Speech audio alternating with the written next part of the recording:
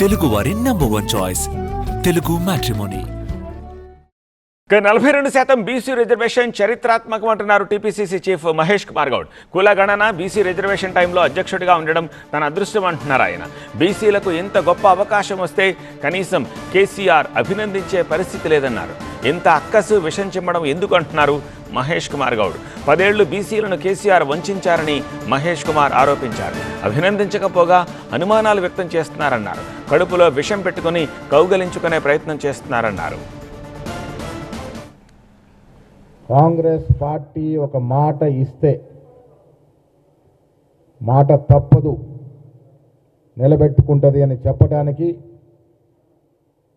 42% reservation ఒక తార్కాణం.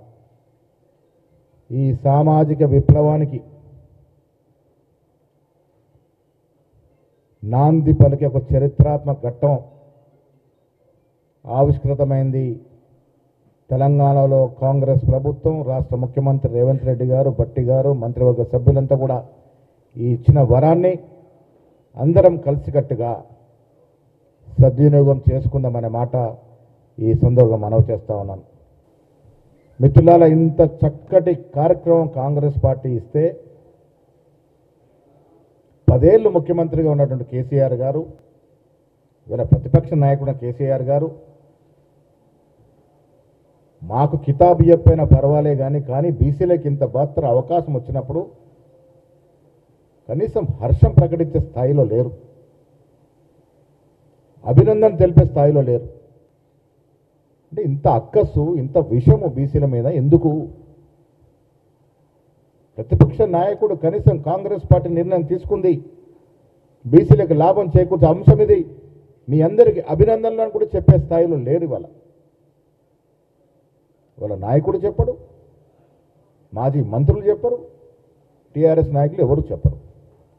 చెప్పకపోగా అనుమానాలు వ్యక్తం చేస్తూ ఉన్నారు. అరే మీ బాధ్యత.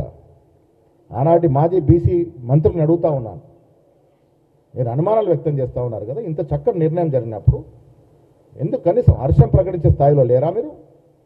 అంత భయమా మీ నాయకుడు అంటే మీకు? కడుపు నిండా విషం పెట్టుకుని కౌగులించుకునే ప్రయత్నం చేస్తూ ఉన్నారు. ఇది రాష్ట్ర ప్రజలు, ముఖ్యంగా ఓబీసీలు గ్రహిస్తూ ఉన్నారు. తెలుగు వారి నంబర్ 1 చాయిస్ తెలుగు మ్యాట్రిమోనీ.